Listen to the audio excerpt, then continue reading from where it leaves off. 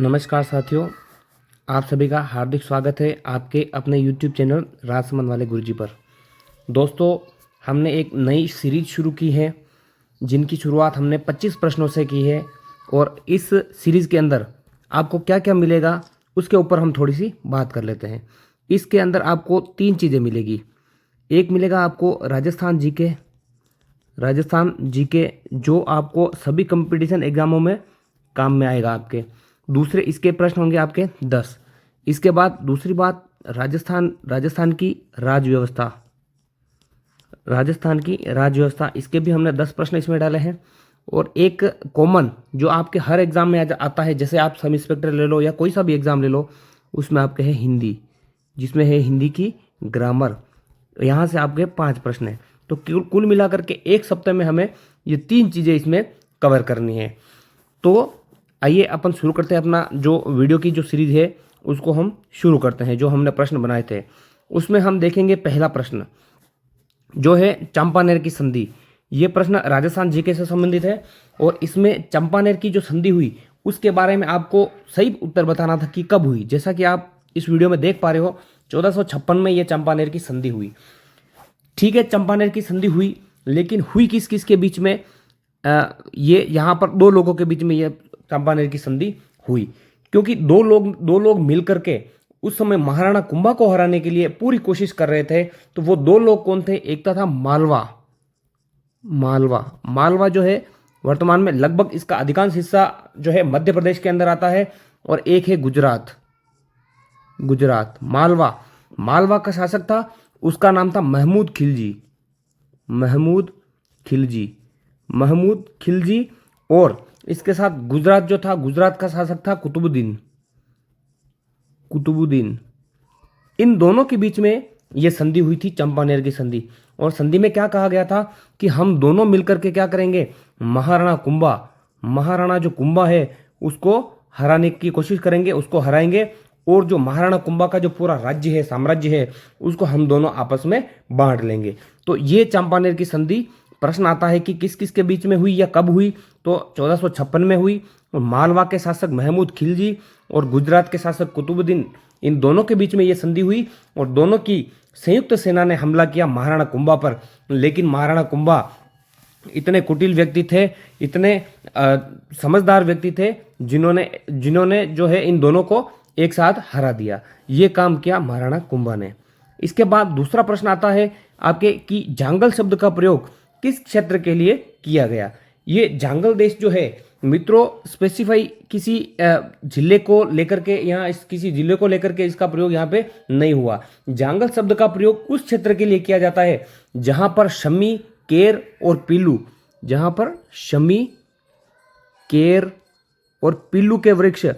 पीलू के वृक्ष अधिकतर मात्रा में पाए जाते हैं। उस क्षेत्र को जो है जांगल प्रदेश, या अपन जंगल भी कह सकते हैं, जांगल प्रदेश उसको कहा गया। और उस समय ये जो केर, पीलू और वृक्ष के ज्यादातर वन थे वो बीकानेर और नागौर के मध्य पाए जाते थे। इसलिए इस बीकानेर और नागौर का जो क्षेत्र है, इस क्षेत्र को जो है जांगल प्रदेश के नाम से जाना जाता है। इसमें आप जैसलमेर देख पा रहे हैं। जैसलमेर के लिए यहाँ पर मांड शब्द का प्रयोग किया गया है। जोधपुर के लिए मारवाड़, मरुवार और मरु प्रदेश, ये 3 शब्द जो है जोधपुर के लिए यहाँ पे प्रयोग किया गया है। और इसके अलावा जो अलवर और भरतपुर का जो क्षेत्र है, वहां पर इसमें अपन जयपुर, अलवर और करौली इनको अगर हम शामिल करते हैं तो यहाँ पर एक जनपद हुआ था जिसका नाम था शूरसेन जनपद जो होता था, उसके ये तीनों जो जिले वर्तमान के हैं, ये तीनों जिले शूरसेन जनपद जो था उसके अंतर्गत शामिल होता था। इसके बाद अपन अगले प्रश्न की ओर चले। 56 का मैदान। ये 56 का मैदान जो है ये किसे कहा गया है? ये जैसा कि आप इस उत्तर में देख पा रहे हो कि प्रतापगढ़ और बांसवाड़ा के मध्य का जो भाग है उसको 56 का मैदान कहा गया है, क्योंकि प्रतापगढ़ और बांसवाड़ा के मध्य के भाग जो है, इसके यहाँ 56 गांवों के होने के कारण इसको छप्पन का मैदान कहा गया है। तो ये प्रश्न बहुत ही इंपॉर्टेंट है कि छप्पन का मैदान कहाँ गया, किसे कहा गया है कि प्रतापगढ़ और बांसवाड़ा। जैसे इसको आप कैसे याद रख सकते हो, छप्पन का मैदान जहाँ भी शब्द आता है वहाँ पर एक भाषा का नाम लेना है, प्रताप बा मतलब प्रतापगढ़ और बांसवाड़ा इन दोनों के बीच का जो भूभाग है इसको छप्पन का मैदान कहा जाता है। चलिए दोस्तों अगले प्रश्न की ओर चलते हैं हम कि राजस्थान के क्षेत्र के प्राचीनतम नामों में जिनका उल्लेख ऋग्वेद में नहीं किया गया है वो इन चारों ऑप्शन में से कौन सा है। कहने का मतलब ये 3 शब्द है, ये 4 शब्द है, इन 4 शब्दों में से कौन सा शब्द है जिसका उल्लेख ऋग्वेद में नहीं किया गया है। तो आप देख पा रहे ध्वन्य प्रदेश, मत्स्य प्रदेश और शूरसेन, इन तीनों जो शब्द है इसका प्रयोग ऋग्वेद के अंदर इसका प्रयोग मिलता है, लेकिन कांठल जो क्षेत्र है इसका प्रयोग ऋग्वेद में नहीं मिलता है। धन्व प्रदेश जहाँ पर सबसे ज़्यादा धूला या अपन रेत कह सकते हैं वहाँ उसके लिए हुआ है जहाँ, और वो कौन सा है, जोधपुर जोधपुर का पूरा संभाग है, उसके लिए धन्व प्रदेश का जो है प्रयोग उसमें किया गया था।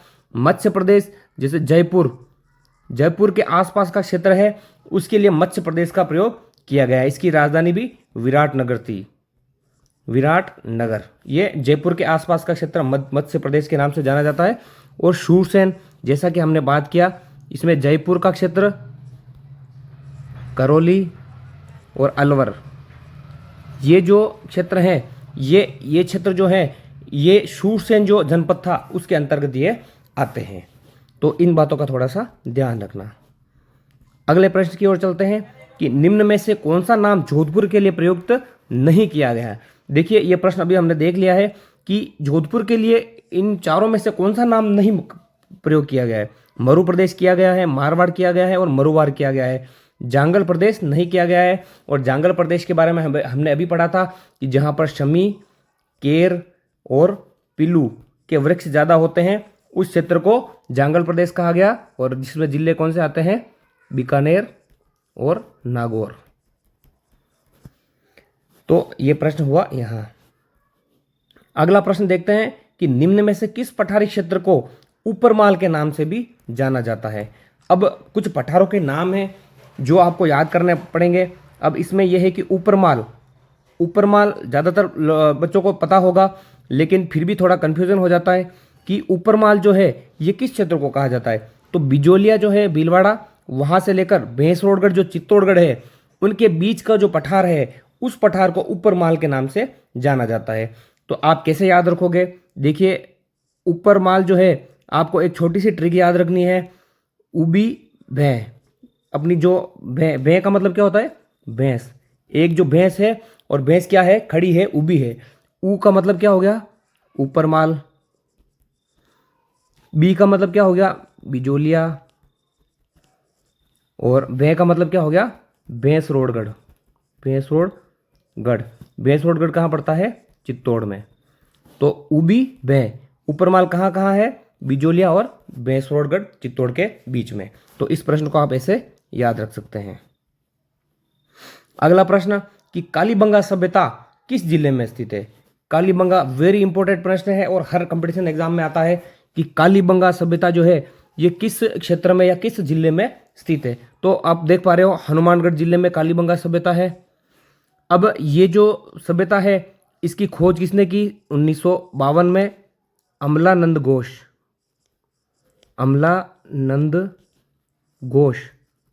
घोष के द्वारा इसकी खोज की गई।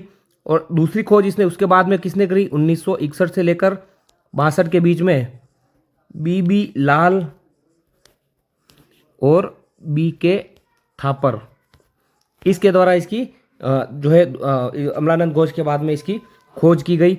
और कालीबंगा, ये जो बंगा है इस शब्द का मतलब क्या होता है, ये एक पंजाबी शब्द है और इसका पंजाबी शब्द का अर्थ होता है काली चूड़ियाँ। तो ये 3 चीज़ें आप इसमें ध्यान रखना है कि कालीबंगा सभ्यता कहाँ स्थित है, हनुमानगढ़ जिले में स्थित है। इसकी सबसे पहले खोज किसने की, 1952 में अमलानंद घोष, बाद में इन्होंने की। अब इसको आप कैसे याद रखोगे, एक छोटी सी बात आपको याद रखना कि जो अमल होती है, अमल जिसको हम अफीम भी कहते हैं, अमल किस कलर की होती है, काले कलर की। तो कालीबंगा सभ्यता की खोज किसने की? अमल ने, अमलानंद घोष ने की। और कब की? 1952 में। तो इस प्रकार से भी आप इस चीज को रिलेट करके पढ़ सकते हो। देखो अगला प्रश्न फिर से आ गया है कि थोड़ा अब आजकल लेवल के प्रश्न आ रहे हैं, उसमें आप इस प्रश्न को समझ सकते हो कि कालीबंगा सभ्यता के बारे में निम्न में से कौन सा कथन सत्य नहीं है, मतलब असत्य गलत कथन अपने को चुनना है। यह सभ्यता लगभग 6 वर्षों से अधिक पुरानी है, बिल्कुल सही है। इस सभ्यता की खोज 1952 में अमलानंद घोष ने की। हमने देखा अभी कि अमल किस कलर की होती है? काले कलर की। तो अमलानंद और कालीबंगा, ये आपको ध्यान रखना है। यह ध्वंसवती और सरस्वती नदी के किनारे स्थित है और इस अभी वर्तमान में जो है ये नदियाँ विलुप्त हो चुकी है। तो यहाँ पर हम एक नदी है घग्गर नदी, तो घग्गर नदी के किनारे भी हम इसको समझ सकते हैं। तो इसमें प्रश्न गलत कौन सा है? बी ऑप्शन, क्योंकि यहाँ दिया गया है राजस्थानी भाषा में बंगा का अर्थ चूड़िया होता है। ये प्रश्न गलत है क्योंकि यहाँ पर भाषा कौन सी है? हमने देखा अभी पंजाबी भाषा। तो पंजाबी भाषा में क्या होता है? बंगा का अर्थ काली चूड़िया होता है। तो ये थोड़ा सा ध्यान रखने वाली बात है। अगला प्रश्न देखो कि आहड़ सभ्यता के बारे में कौन सा कथन गलत है। अब ऐसे प्रश्न आने लग गए कंपटीशन एग्जामों में कि आपको चारों ऑप्शन जो है आपको इसमें आने जरूरी है। तो अब मैं गलत कथन या असत्य कथन है उसको इसमें ढूंढना है। तो जैसे हम देख सकते हैं ऑप्शन बी देखो, इस सभ्यता की खोज सबसे पहले अक्षय कीर्ति व्यास एक के व्यास के द्वारा की गई, बिल्कुल सही बात है। यह सभ्यता धूलकोट के नाम से जानी जाती है क्योंकि मिट्टी के अंदर दबी हुई मिली अपने को, इसलिए इसको धूलकोट के नाम से भी जाना जाता है, सही बात है।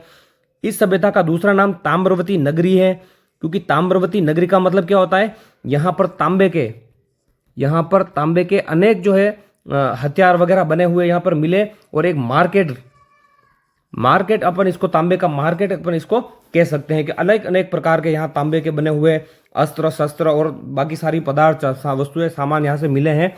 तो इसको ताम्रवती नगरी कहा गया है, ध्यान में रखना। यहाँ पर जो अगला प्रश्न यह है कि यह सभ्यता राजसमंद में आयड़ नदी के किनारे बसी है। तो यह राजसमंद नहीं है, ये आयड़ नदी तो सही है, लेकिन जिला कौन सा है इसका?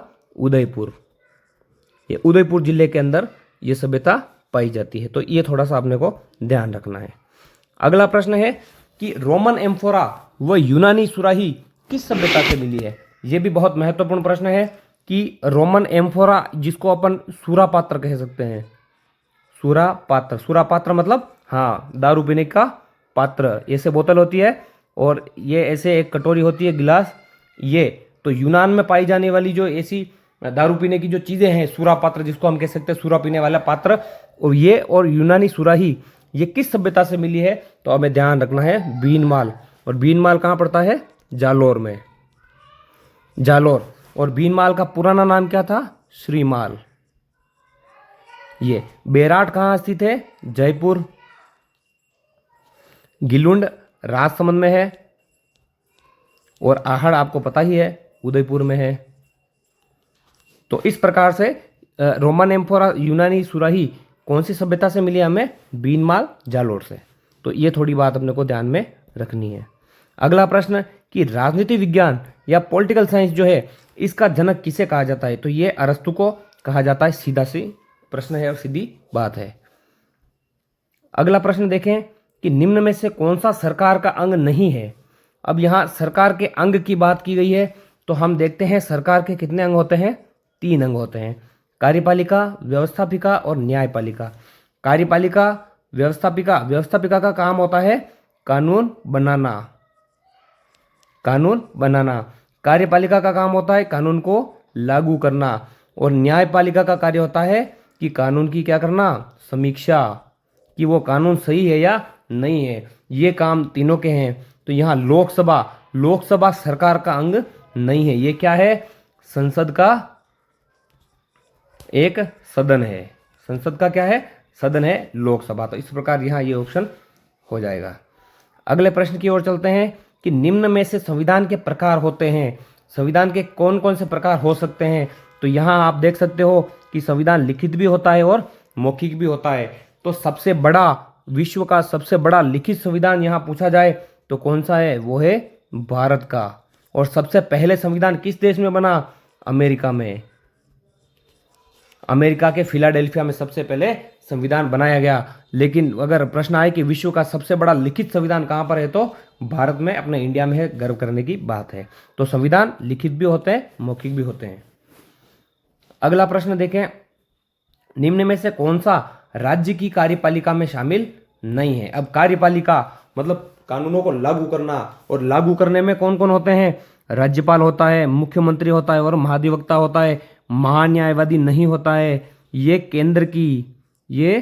केंद्र की कार्यपालिका, यह केंद्र की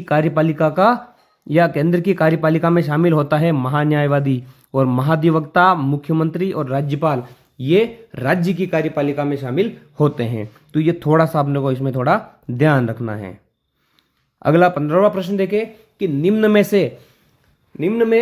से राज्य की विधायिका में शामिल नहीं। अब राज्य की जो विधायिकाएं होती है उसमें कौन सा शामिल नहीं है? अभी मैंने आपको बताया कि लोकसभा केंद्र से संबंधित है और केंद्र की संसद का एक सदन है। तो राज्यसभा भी होती है, इसमें राज्यपाल भी होता है। केंद्र की राज्य की विधायिका में विधानसभा होती है और विधान परिषद होती है। तो ये चीज हमें थोड़ा ध्यान रखनी, क्योंकि कोई भी कानून बनता है तो उस कानून एक सदन से गुजरता है, दूसरे सदन में जाता है, और तीसरे रूप से राज्यपाल क्या करता है? अपने साइन करता है, तभी वो कोई भी चीज कानून बनती है। इसलिए ये राज्य की विधानमंडल के तीनों क्या है? महत्वपूर्ण अंग है। अगर अंग की बात पूछे कि राज्य विधायिका या राज्य विधानमंडल के कितने अंग होते हैं, तो अंग 3 होते हैं: राज्यपाल, विधानसभा और विधान परिषद। तो अगला प्रश्न लेते हैं, राज्य सरकार का उल्लेख संविधान के किस भाग में है? यहां पर संविधान के भाग की बात की गई है। तो हम राजनीति विज्ञान पढ़ते हैं, भारत की राज्य व्यवस्था पढ़ते हैं, तो उसमें संविधान के हमें कुल कितने भाग देखने को मिलते हैं? 22 भाग। अनुसूचियां कितनी देखने को मिलती है? 12 अनुसूचियां। और टोटल अनुच्छेद कितने होते हैं? अनुच्छेद वो है 395 अनुच्छेद। तो इस प्रकार राज्य सरकार का उल्लेख किस भाग में है? तो यह है राज्य सरकार का उल्लेख भाग 5 में है। राज्य की मंत्री परिषद, अब ये देखिए, ये बहुत कंफ्यूज करने वाला प्रश्न है, इसको थोड़ा ध्यान से पढ़ना। यहां पर आपको देखना है कि राज्य की पहली बात, तो बात किसकी हो रही है? राज्य की। तो राज्य की मंत्री परिषद सामूहिक रूप से किसके प्रति उत्तरदायी होते हैं? मतलब सामूहिक ग्रुपली पूछ रहा है, तो सामूहिक पूछेंगे तो राज्य की विधानसभा। बहुत सारे लोगों ने यहाँ लोकसभा जो है ऑप्शन को सही किया होगा, लेकिन लोकसभा किसका होगा? वो केंद्र की मंत्री परिषद। अगर प्रश्न ऐसे आता है कि केंद्रीय मंत्री परिषद सामूहिक रूप से किसके प्रति उत्तरदायी होती, तो केंद्र की बात होती, जहां भारत की, वहां पर लोकसभा आता है। लेकिन यहाँ राज्य की मंत्री परिषद पूछिए तो विधानसभा इसमें उत्तर आएगा। और यहीं पर अगर राज्य की मंत्री परिषद व्यक्तिगत, सामूहिक रूप में की जगह व्यक्तिगत, अगर यहाँ राज्य की मंत्री परिषद व्यक्तिगत रूप से पूछती तो यहां पर सही होता राज्यपाल। और यहां होता कि केंद्र की मंत्री परिषद व्यक्तिगत रूप से, केंद्र का और व्यक्तिगत, अगर केंद्र की और व्यक्तिगत रूप में पूछते तो यहां पर आता राष्ट्रपति। इसलिए शब्दों का थोड़ा सा अपने को ध्यान में रखना है कि जहां राज्य की बात हो रही है और पूछते हैं कि राज्य की मंत्री परिषद सामूहिक रूप से विधानसभा, राज्य की मंत्री परिषद व्यक्तिगत रूप से राज्यपाल, केंद्र की मंत्री परिषद सामूहिक रूप से लोकसभा, और केंद्र की मंत्री परिषद सामूहिक रूप से व्यक्तिगत रूप से राष्ट्रपति। इस चीज का आपको थोड़ा सा ध्यान रखना है। चलते हैं अगले प्रश्न की ओर। अगला प्रश्न है कि निम्न में से किसने सरकार के 3 अंगों की बात की? सरकार के 3 अंगों की बात की, तो यहां पर सीधा आपको एक ही प्रश्न मिलेगा, मोंटेस्क्यू ने द स्पिरिट ऑफ लॉज में जो है सरकार के अंगों की बात की और कहा कि सरकार को 3 अंग चलाएंगे। कौन चलाएंगे? व्यवस्थापिका, कार्यपालिका और न्यायपालिका। इस प्रकार से ये सरकार के 3 अंगों की बात सबसे पहले किसने की? मोंटेस्क्यू ने की। ध्यान रखना इस चीज का। केंद्रीय मंत्रिपरिषद व्यक्तिगत, देखिए ये प्रश्न आ गया फिर से कि अब यहां पर क्या पूछा है? केंद्र की मंत्रिपरिषद की बात की गई, तो केंद्रीय मंत्रिपरिषद व्यक्तिगत रूप से किसके प्रति होती है? राष्ट्रपति के प्रति। और यहां होता कि केंद्रीय मंत्रिपरिषद सामूहिक, अगर यहां पर सामूहिक होता, सामूहिक रूप से किसके प्रति होगी, तो यहां पर लोकसभा, लोकसभा यहां पर उत्तर होता। यहां पहले वाले प्रश्न में राज्य था, यहां पर केंद्र है, तो केंद्र में सामूहिक रूप से लोकसभा और केंद्र में व्यक्तिगत रूप से राष्ट्रपति होता है। इस चीज का ध्यान रखना, थोड़ा सा कंफ्यूज करने वाले प्रश्न है। यहां पर आपको अब हिंदी के प्रश्न है कि निम्न में से कौन सा अशुद्ध है, जो गलत शब्द है, अशुद्ध है, उसको बताना है। अतिथि बिल्कुल सही है, 43 सही है। बिंदी का थोड़ा ध्यान रखना, बिंदी होती है इसके ऊपर। त्योहार हम अक्सर डबल मात्रा कर देते हैं, लेकिन डबल मात्रा इसमें सही नहीं होती, केवल एक मात्रा होती है। और यहाँ पर क्योंकि जो है, यहाँ पर शब्द होगा, सही होगा क्योंकि, ये की मात्रा जो है ना, ये इधर आएगी, इसीलिए यह शब्द क्या हो गया है, अशुद्ध हो गया है। अगला प्रश्न है, निम्न में से कौन सा शब्द शुद्ध नहीं है। यहां पर भी अशुद्ध शब्द को बताना है हमें। तो अशुद्ध शब्द दीवार रात्रि न होकर के दीवार रात्र, दीवार रात्र होता है। यहां ई की मात्रा नहीं होती, इसलिए ये शब्द क्या हो गया है, अशुद्ध हो गया है। बाकी नीरव, पत्नी और त्रिपुरारी, ये तीनों शब्द क्या है, सही हैं। पत्नी शब्द तो बिल्कुल सही होगा, कोई इस शब्द को गलत कह देगा तो भाई साहब तूफान नहीं आ जाएगा, इसलिए ये शब्द सही है, थोड़ा सा ध्यान रखें। अगला प्रश्न है कि निम्न में से शुद्ध शब्द को चुनिए। अब यहां पर 3 शब्द अशुद्ध है और आपको शुद्ध शब्द चुनना है। तो यहां पर शुद्ध शब्द होगा आपका एरावत। यहां इकाई में ई की या मात्रा इसमें नहीं आएगी, दवाइयां में ई मात्रा नहीं आएगी। और यहां नुपुर है, नुपुर में नूपुर, पू की जो मात्रा है वो इस साइड में आएगी, इसलिए ये सारे क्या हो गए, गलत हो गए। शुद्ध शब्द कौन सा हो गया, एरावत। अगला प्रश्न, निम्न में से गलत शब्द का, फिर से गलत शब्द का पता करना है। इनमें से 3 शब्द गलत हैं और 3 शब्द सही हैं और 1 शब्द गलत है। यहां पर थोड़ा सा कंट्रोवर्सी होगी, क्योंकि यहां पर कौन सा शब्द गलत है, श्रीमती।